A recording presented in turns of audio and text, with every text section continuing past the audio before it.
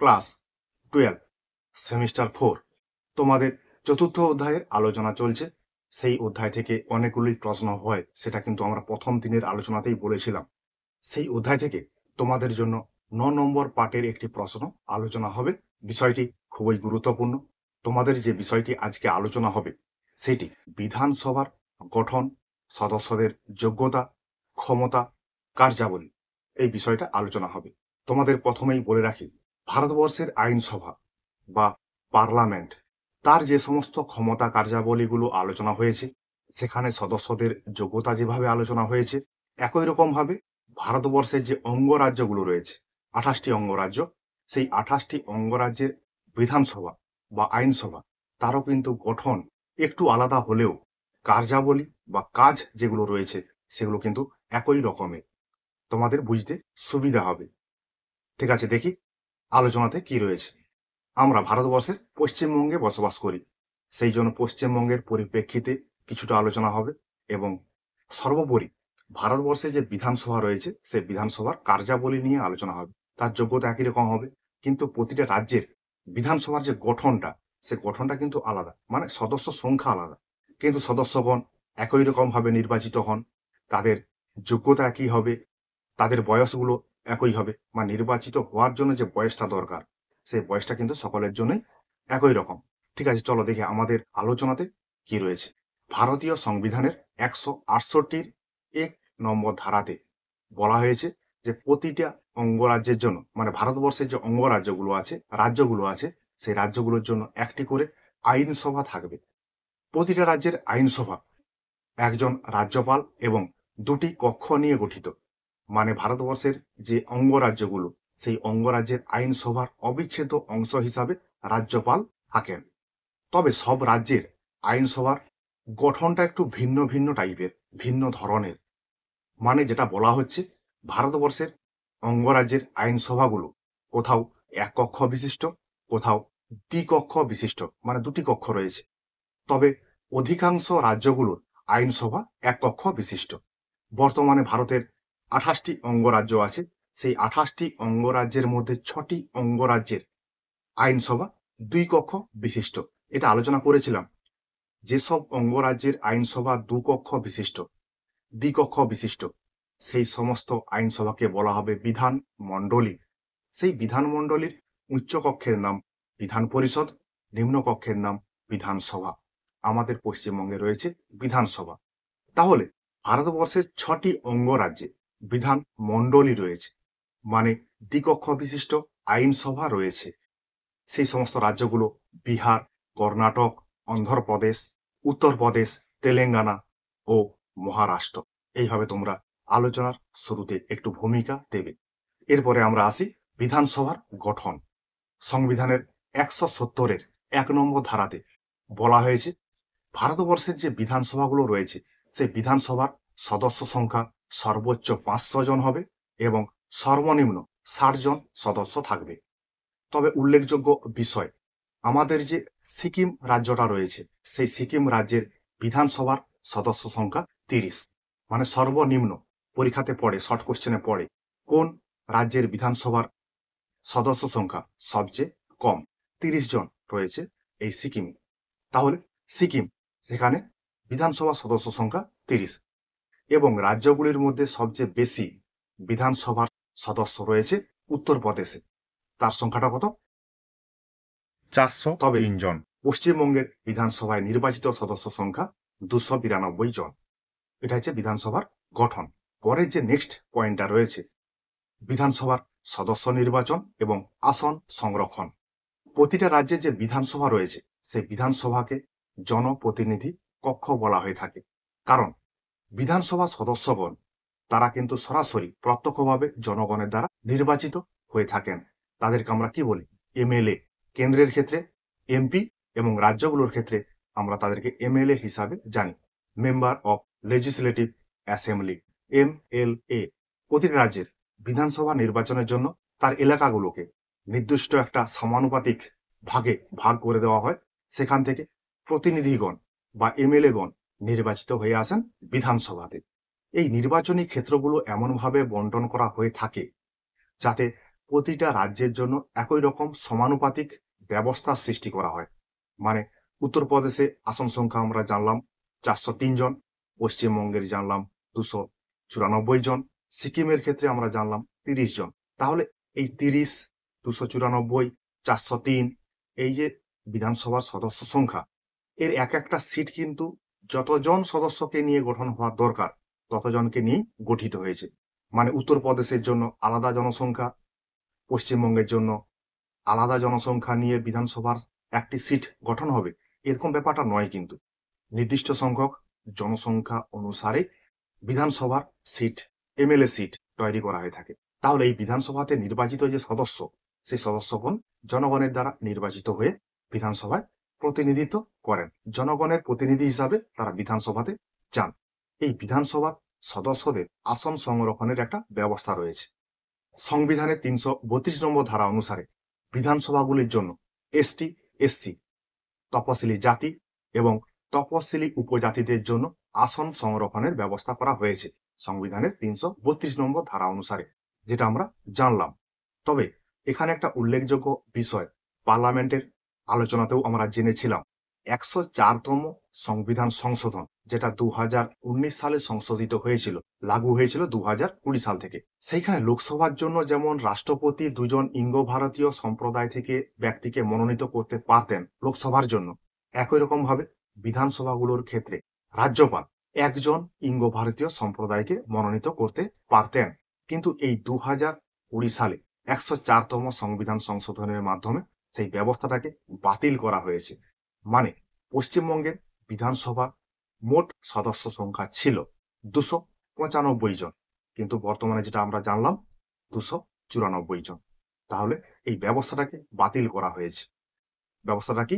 রাজ্যপাল কর্তৃক ইঙ্গো ভারতীয় সম্প্রদায় একজন ব্যক্তিকে বিধানসভায় মনোনয়নের ব্যাপারটা।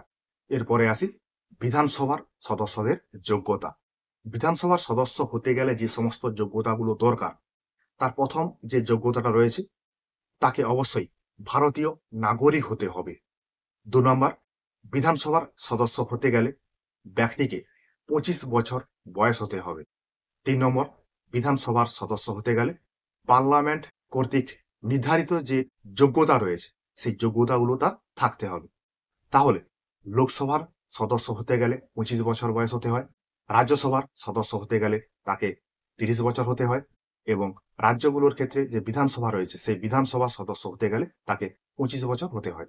তারপরে রাষ্ট্রপতি, উপরাষ্ট্রপতি, রাজ্যপাল হতে গেলে 35 বছর হতে হয়, মানে বয়স্ক হতে হয়। তাহলে সে এই সমস্ত পদের যোগ্যতা পাবে। তারপরের পয়েন্টে আসি, বিধানসভার কার্যকাল। সাধারণভাবে বিধানসভার কার্যকালের মেয়াদ 5 বছর। তবে এই 5 বছর পূর্ণ হওয়ার আগে রাজ্যপাল বিধানসভা ভেঙে দিতে পারেন এবং নতুন নির্বাচনের নির্দেশ দিতে পারেন। এছাড়া জরুরি অবস্থাকালীন সময়ে পার্লামেন্ট আইন প্রণয়ন করে বিধানসভার কার্যকালের মেয়াদ 1 বছর বৃদ্ধি করতে পারে, মানে 5+1 6 বছর হতে পারে। এটা শুধুমাত্র জরুরিকালীন অবস্থাতে। তবে এই জরুরিকালীন অবস্থা শেষ হওয়ার পর, মানে জরুরি অবস্থার মেয়াদ শেষ হওয়ার পর 6 মাসের মধ্যে বিধানসভার নির্বাচন করাতে হয়। এটা গেল বিধানসভার কার্যকাল। এরপরে নেক্সট পয়েন্টে আসি, বিধানসভার ক্ষমতা ও কার্যাবলী। তাহলে আমরা জানলাম রাজ্য আইনসভার নিম্নকক্ষের নাম বিধানসভা। তাহলে বিধানসভার ক্ষমতা ও কার্যাবলী নিয়ে আমরা আলোচনা করব। যে রাজ্যের আইনসভা এক কক্ষ বিশিষ্ট, সেই রাজ্যের বিধানসভাকে গুরুত্বপূর্ণ ভূমিকাগুলো পালন করতে হয়, বা বিধানসভার উপর সমস্ত ক্ষমতাগুলো ন্যস্ত থাকে। আমরা এবারে বিধানসভার যে ক্ষমতা কার্যাবলীগুলো রয়েছে, সেগুলো একে একে করে আলোচনা করি। প্রথম পয়েন্টটা যেটা রয়েছে, আইন প্রণয়ন সংক্রান্ত ক্ষমতা। তাহলে বিধানসভা যেহেতু একটি আইনসভা, তাহলে তার মূল কাজ কি? বিধানসভার মূল কাজ হচ্ছে আইন প্রণয়ন করা। আমরা কেন্দ্র রাজ্য ক্ষমতা বন্টনের ক্ষেত্রে 3টি তালিকার নাম জেনেছিলাম: কেন্দ্র তালিকা, রাজ্য তালিকা এবং যুগ্ম তালিকা। এই 3টি তালিকার মধ্যে কেন্দ্র তালিকা কেন্দ্র আইন প্রণয়ন করে, রাজ্য তালিকাভুক্ত যে বিষয়গুলো আছে 61টি বিষয় আছে, সেই বিষয়গুলোর উপর রাজ্য আইন প্রণয়ন করে, এবং যুগ্ম তালিকাভুক্ত যে বিষয়গুলো 52টি রয়েছে, সেই 52টি বিষয়ের উপর কেন্দ্র ও রাজ্য আইন প্রণয়ন করে। তাহলে দেখতে পাচ্ছ, রাজ্য আইনসভা রাজ্য তালিকাভুক্ত বিষয় এবং যুগ্ম তালিকাভুক্ত যে বিষয়গুলো রয়েছে সেই বিষয়গুলোতে আইন প্রণয়ন করে। রাজ্য তালিকাভুক্ত বিষয়গুলোর মধ্যে যেমন রয়েছে পঞ্চায়েত, পুলিশ ইত্যাদি ইত্যাদি বিষয়, সেরকম যুগ্ম তালিকাভুক্ত বিষয় রয়েছে শিক্ষা, বিবাহ ইত্যাদি ইত্যাদি বিষয়। তাহলে এই বিষয়গুলোর ক্ষেত্রে রাজ্য আইনসভা মানে বিধানসভা আইন প্রণয়ন করে থাকে। 2 নম্বর পয়েন্ট, শাসন সংক্রান্ত ক্ষমতা। সংবিধান অনুযায়ী মন্ত্রী পরিষদ তার সমস্ত কাজের জন্য বিধানসভার কাছে যৌথভাবে দায়িত্বশীল থাকে। মানে বিধানসভা যদি ভেঙে যায় তাহলে মন্ত্রী পরিষদকে পদত্যাগ করতে হয়।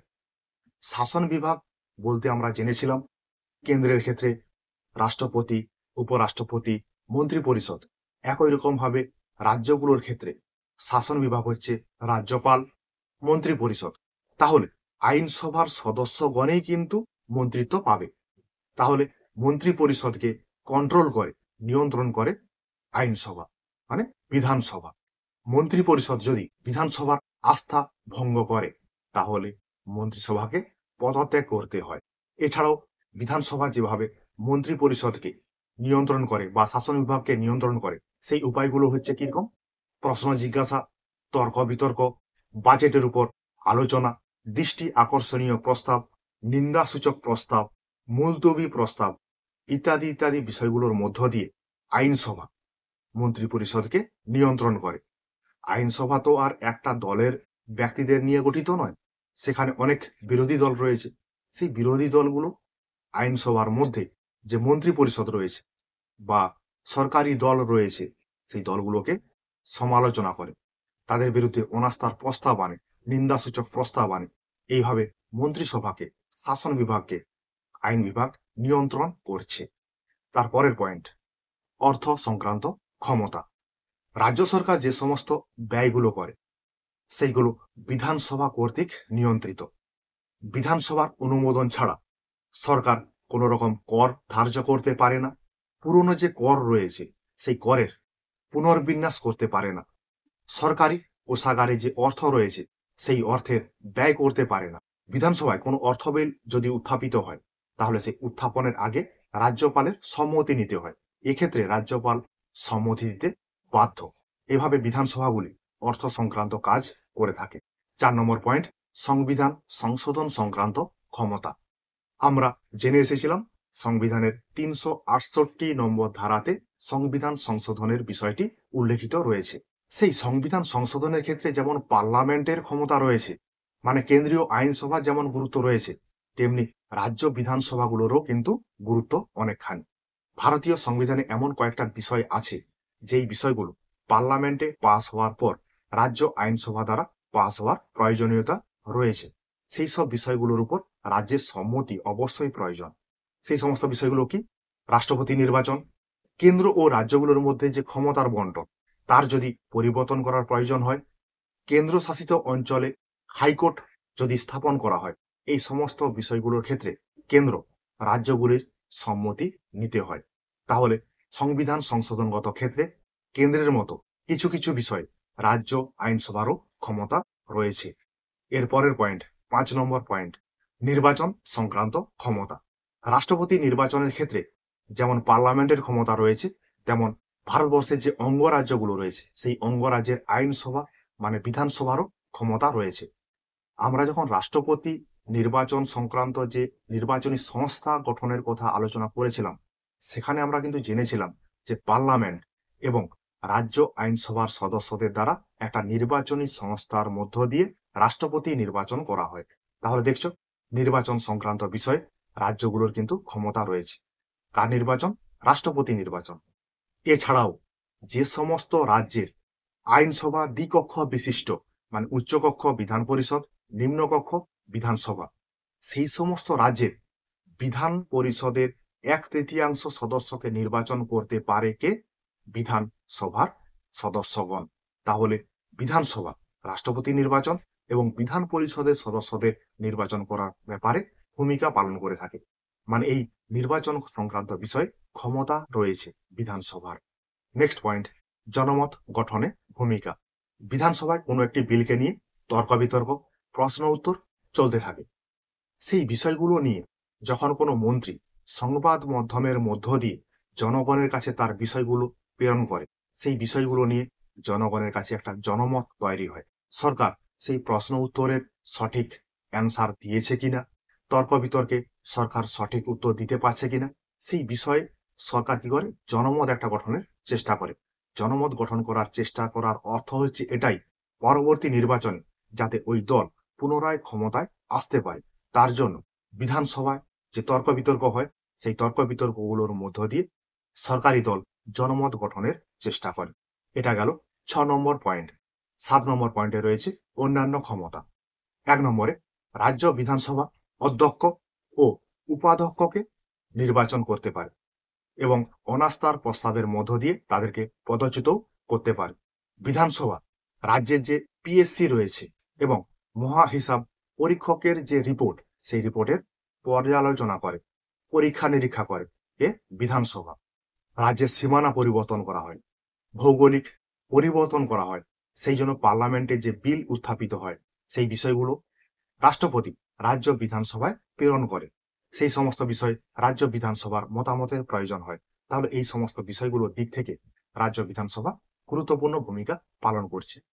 এরপরে আমরা আসি রাজ্য বিধানসভার যে সীমাবদ্ধতাগুলো রয়েছে বা রাজ্য বিধানসভার যে সমালোচনাগুলো রয়েছে, সেই সমালোচনাতে। তাহলে পরের মূল পয়েন্ট, বিধানসভার সীমাবদ্ধতা। প্রতিটা রাজ্যের ক্ষেত্রে বিধানসভা গুরুত্বপূর্ণ ভূমিকা পালন করে, কিন্তু কিছু কিছু ক্ষেত্রে তার সীমাবদ্ধতা রয়েছে। সেগুলো আমরা 1, 2, 3, 4 করে আলোচনা করব। প্রথম রয়েছে রাজ্য যুগ্ম তালিকাভুক্ত যে বিষয়গুলো রয়েছে, 52টি বিষয়, সেই বিষয়গুলোর ক্ষেত্রে রাজ্য আইন প্রণয়ন করতে পারে। তাহলে যুগ্ম তালিকাভুক্ত বিষয়ে কেন্দ্র রাজ্য উভয়েরই ক্ষমতা আছে আইন তৈরি করার। তাহলে একটা সমস্যা, একটা বিষয়কে নিয়ে যদি রাজ্য এবং কেন্দ্র আলাদা আলাদা আইন প্রণয়ন করে, সেক্ষেত্রে কেন্দ্র আইনই প্রাধান্য পাবে, সেখানে রাজ্যের কোনো রকম কোনো গুরুত্ব নেই। 2 নম্বর, দেশে যখন জাতীয় জরুরি অবস্থা চলে, তখন পার্লামেন্ট রাজ্য তালিকাভুক্ত বিষয়ে আইন প্রণয়ন করে। এক্ষেত্রে কিন্তু রাজ্য বিধানসভার কোনো রকম কোনো ক্ষমতা নেই। 3 নম্বর, আন্তর্জাতিক সন্ধি, চুক্তি ইত্যাদি সম্পাদন করতে পারে ভারতীয় পার্লামেন্ট। এই সমস্ত ক্ষেত্রে রাজ্য বিধানসভা কোনো রকম কোনো ক্ষমতা ভোগ করে না। 4 নম্বর, কোনো রাজ্যে সাংবিধানিক অচলাবস্থার সৃষ্টি হলে, মানে কোনো রাজ্যে রাষ্ট্রপতি শাসন জারি হলে, সেই রাজ্যের আইনসভার সমস্ত কাজ করে থাকে কেন্দ্র বা পার্লামেন্ট। তাহলে তোমরা দেখতে পাচ্ছ কয়েকটা বিষয়ে রাজ্য আইনসভার ক্ষমতা একবারেই নেই। সেই সমস্ত ক্ষেত্রে কেন্দ্র আইনসভা গুরুত্বপূর্ণ ভূমিকা পালন করে। ঠিক আছে, বিধানসভার গঠন, ক্ষমতা, কার্যাবলী, সদস্যদের যোগ্যতা, কার্যকাল, আসন সংরক্ষণ ইত্যাদি ইত্যাদি বিষয়ে আলোচনা করা হলো। তোমরা দেখবে, পড়বে, বন্ধু বান্ধবদের সঙ্গে আলোচনাগুলো শেয়ার করবে।